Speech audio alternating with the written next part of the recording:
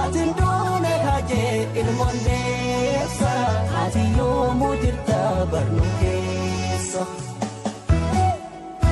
ati siidaa qabsoo oromooti abda seenaadhaan onni gaalu falmataa mirga dhala namaati abda seenaadhaan onni gaalu gabaabdicha onneen gaara caalu abda seenaadhaan onni gaalu wayidhaloonni dhugaa keenan waalu abda seenaadhaan onni gaalu ati hinduune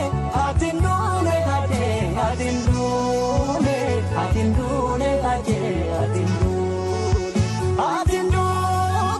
atindune kaje ilmondeessa ati yoomuu jirta barnukeessa nukeessa marmarta nagaa duutees ni jiraata nagaa hinaaftu gumaanke nagaa lammiiti jibbaata nagaa galaata seenaake nagaa ni guddis nalfaanke nagaa sitti nagaa seenaanke yoomjama nagaa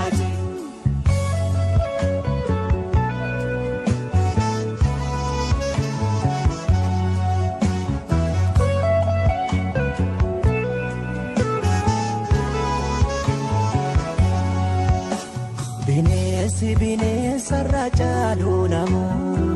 ilmi namaa muunamaa ajee harki nyaatte namaare eenyutu amanamaa atindune kaje atindune kaje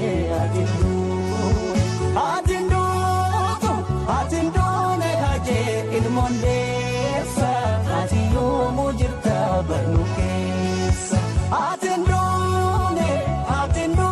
kaje atindune kaje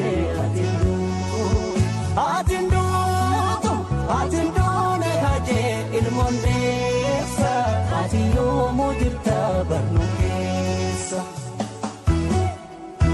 oromoof duuta ofiif hin jiraanne abda seenaadhaan onni gaalu maala eebbisaas gonka nyaanne abda seenaadhaan onni gaalu osmaa yoomoo yooseeftu si waame abda seenaadhaan onni gaalu si dhabee tan guyyaa natti dhaame abda seenaadhaan onni gaalu ati hinduune kaje atindune kaje atindune kaje ilmondeessa ati yoomuu jirta barnukeessa dhaloonni ragaadha nagaa seenaa dalaguunke nagaa sechuu daddagaaga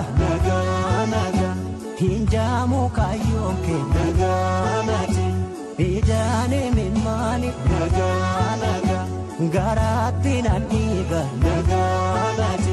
waadaa kee tambaadha nagaa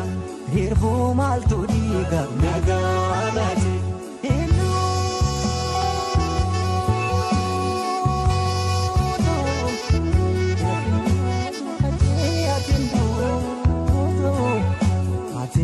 Ajee Hacaaluu Irmondeessa atindune nu keessa jabaa yoom du'ee beeka falmataa mirga namaa Hacaaluu Irmondeessa atinduutu nu keessa hacee gaafa barkumee hacee gaafa adawaa Hacaaluu gaafa marreessaa boonni yoom du'a nu keessa hacee ati hinduu